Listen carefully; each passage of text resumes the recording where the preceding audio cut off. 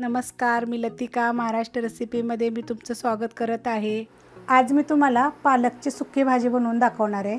त्यासाठी लागणारे साहित्य, पण त्याआधी चॅनलला सबस्क्राइब करा आणि बेल आयकॉनवर क्लिक करा।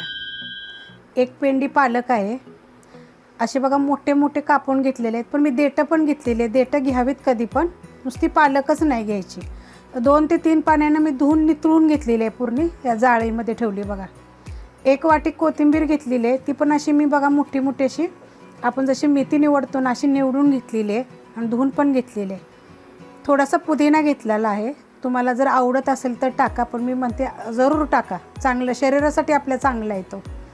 एक मोठा कांदा मोठा मोठा कापून घेतला, जास्त बारीक नाही कापलेला।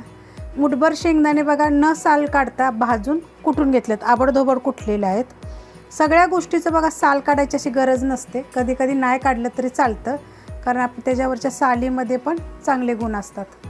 छोटा 1 चमचा जिरं आहे, एक 10 ते 12 लसूण आहे, पण मी बारीक तुकडे करून घेतले, जर टेचून घेतले तरी चालते। ही बिन तिखट मिरची आहे, ती मी बघा कापून घेतलेली आहे, तुमच्या तिखटाप्रमाणे घ्या, कमी जास्त।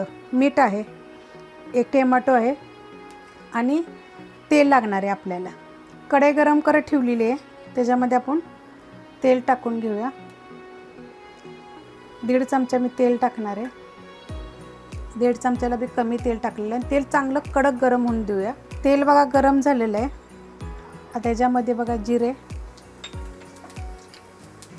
लसूण शक्यतो कुटूनच टाका, मी आपलं कापून घेतलेलं आहे आज।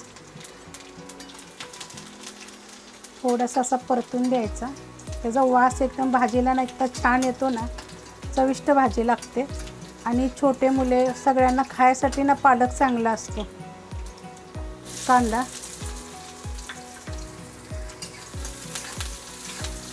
आता ह्याच्यातच मी लगेच मिरची टाकणार आहे। आता मी लाल मिरची टाकली, कारण माझ्याकडे ना हिरवी मिरची नाही आहे आज, त्यामुळे मी ही बिन तिखटाची लाल मिरची टाकली, तुम्ही कोणती पण टाका। तर आता आपण हे चांगलं परतून घेऊया।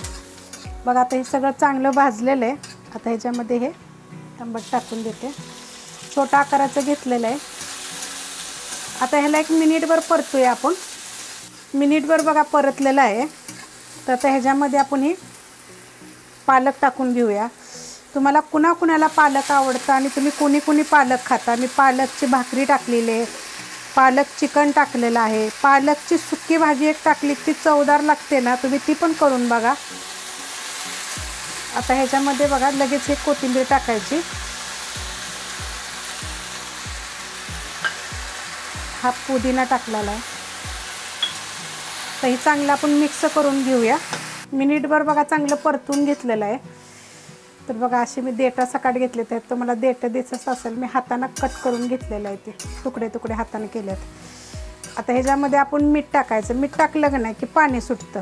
नंतर आपण थोड्या वेळानंतर काय करायचं, ह्याच्यामध्ये थोडंसं पाणी आटल्यानंतर शेंगदाणे टाकायचे, एकदम चवदार अशी छान अशी होती ना भाजी, तुम्ही खाऊन तरी बघा मग।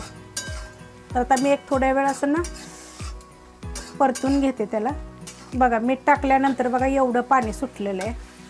तर आता शेंगदाणे टाकायचे ह्याच्यामध्ये,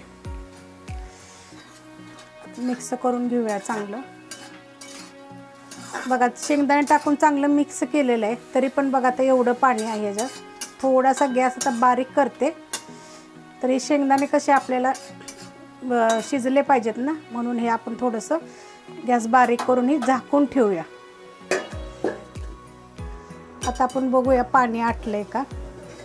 तर बघा स्लो गॅसवर ठेवलं तर पूर्णपणे पाणी आटलेलं आहे, आणि असं जर गरम कढईमध्ये जर ठेवलं तर आणि सुक्क होतं। ही तुम्ही वरण भातावर, ज्वारीची भाकरी, बाजरीची भाकरी, आमच्या इकडं नाही ही भरपूर भाजी खातात, चाकवतची भाजी।